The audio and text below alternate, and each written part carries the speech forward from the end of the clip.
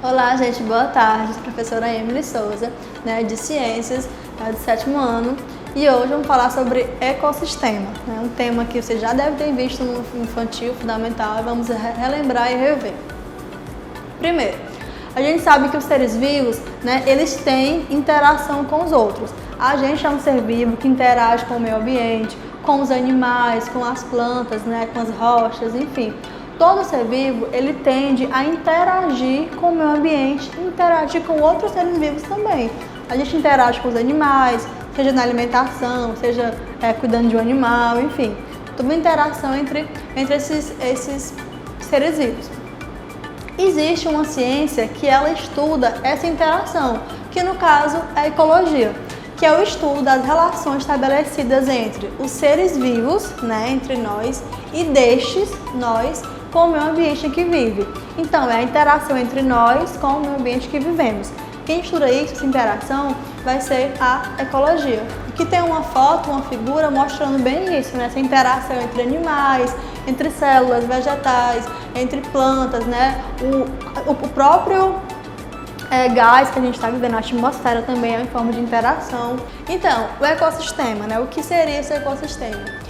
Seria um conjunto de comunidades que vivem em um local determinado, interagem entre si com o meio ambiente. É quando os seres vivos estão ali interagindo entre si e com o meio ambiente em harmonia, equilibrado e autossuficientes. Isso é um ecossistema. A gente vai ver que ecossistema nada mais é do que a soma do meio biótico com o meio abiótico. O que seria esse meio biótico? O meio biótico seria os seres vivos de um local. Por exemplo, no ecossistema qualquer, ecossistema A, quando tem animais, seres humanos, até mesmo alguns micro-organismos, ali é o meio biótico, são seres vivos. Já o que é o meio abiótico? É onde elementos não vivos de um local, de um ambiente, como as rochas, a água, os gases, a luz solar. Tudo que não é não vivo, que não tem vida, que não é um ser vivo, é um meio abiótico. Então, o ecossistema nada mais é do que a junção, do equilíbrio, desse meio biótico, dos seres vivos, com o meio abiótico, onde eles estão convivendo, que seria as rochas, as águas, os gases, a luz solar. Então, existem tipos de ecossistemas diferentes. A gente vai ver apenas dois, que são os ecossistemas aquáticos, meio aquático, meio da água, e os terrestres. Primeiro, os aquáticos, que o nome já fala, aquático.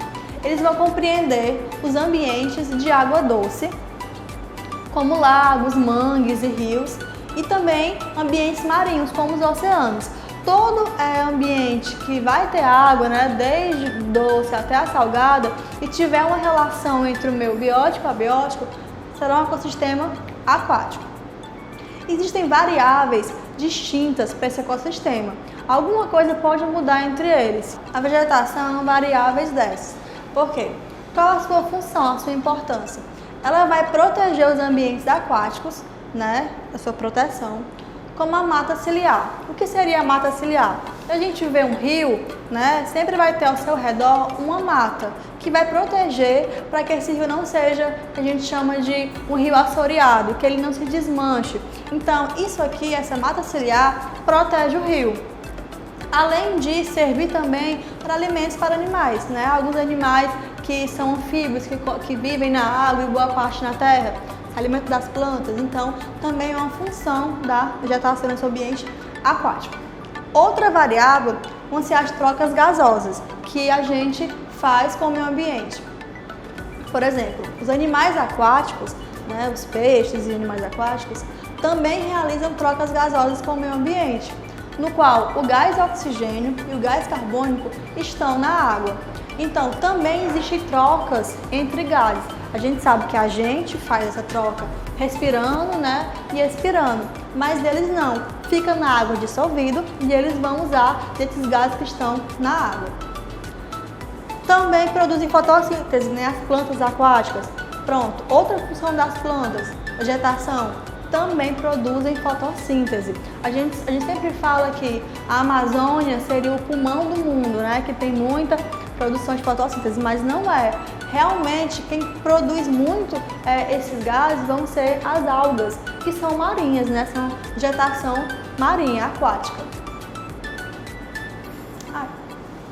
Outra variável vai ser a correnteza. Isso pode não parecer importante, mas a correnteza do rio, a sua força, a sua corrente, vai indicar se aquele rio ele é profundo ou não. Quanto o rio mais profundo maior vai ser a sua correnteza. Menos profundo, menor a correnteza. Isso também vai influenciar em animais que vivem nesses rios.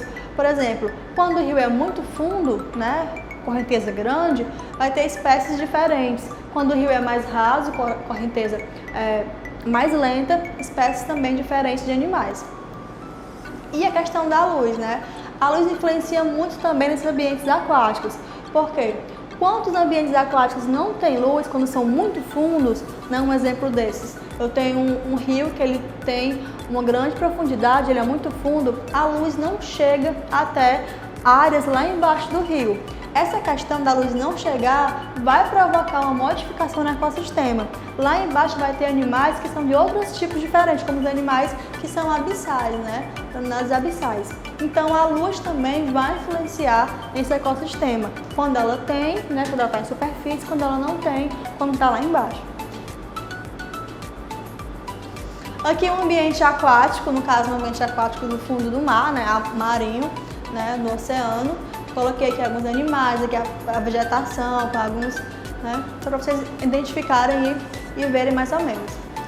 Então, classificação dos seres vivos aquáticos. Os animais aquáticos que vivem nesse ambiente aquático são classificados em 3 tipos diferentes: no plâncton, no nécton e no bento. Os plânctons são aqueles organismos, né, que não conseguem se locomover, são levados pela água, né? Não tem nada que consigam se mexer.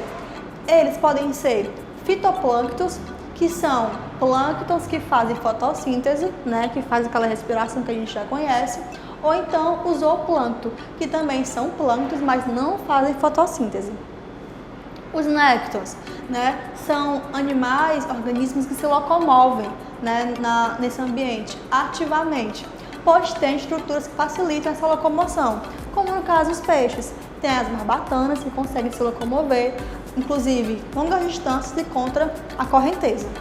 E tem os bentos, que são organismos que vivem embaixo, lá no substrato do ecossistema aquático, né? Ou eles podem ser fixos, não se mexer lá embaixo, que são como a esponja do mar, que ela está lá fixa, ou então móveis, como o peixe cascudo, que fica lá embaixo, ele se mexe, mas sempre fica lá no substrato.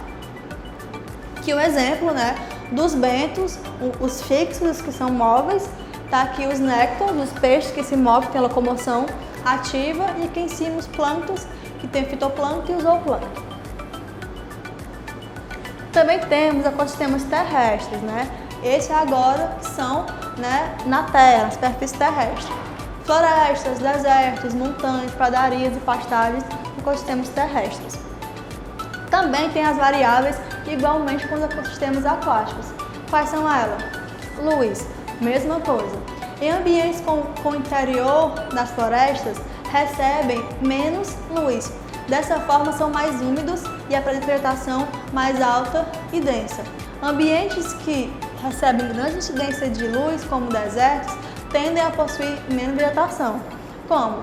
As florestas, né, são bem densas, grandes, com aquelas árvores, com aqueles portes bem grandes. Então lá a luz quase não chega. Como a luz não chega, aquele ambiente vai ficar o quê? Mais úmido, né? Então vai mudar aquele ecossistema. Já nos desertos, ao contrário, lá chega muita luz, né? Não tem quase umidade. Então também vai mudar o ecossistema. Vai ter espécies diferentes de animais, de vegetais. Outra relação vai ser a vegetação. As plantas, além de absorver luz solar, como a gente já viu, né, que a planta faz fotossíntese, né, gás carbônico e nutrientes do solo, servem de alimentos para outros animais, né? Dessa forma, quanto mais vegetação diversificada, mais animais. A gente é esse animal que come as plantas também, né? Então, quanto mais planta no ambiente, mais vai ter animais. Outra variável também, trocas gasosas, mesmo princípio, é o oxigênio, né, e gás carbônico. Então, os animais fazem isso aqui que nem a gente inspira um gás e expira o outro gás, trocas gasosas. E a altitude também, a elevação do ambiente.